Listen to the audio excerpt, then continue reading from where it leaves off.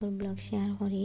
আর এখন সকাল 9টা বাজছে আর আমি ও টাইমে ঘুম থেকে উঠি। এখন আমি আমার লাগে ব্রেকফাস্ট বানাইলাম।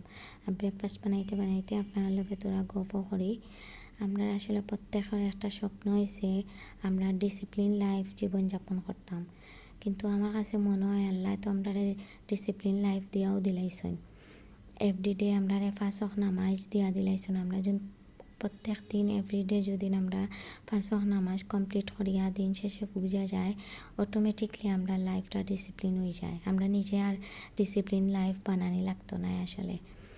আর দিন শেষে আঁকি কতটুকু শান্তি মিলে নামাজ পড়িয়া আঁকি আস্তা দিন কাটানির পরে আঁকি এর থেকে শান্তি আঁকি আর আসলে কোনো কিচ্ছু তো আমার লাগে মিলে না। আর এখন আমি আঁকি বানাইছি ক্যারামেল সারা পুডিং। আর মাঝে মাঝে ওলা নাকি আমার কাছে ভাল লাগে, তো প্রত্যেক দিন ডিম ভাজি পরোটা খিচুড়ি তা আসলে ভাল লাগে না।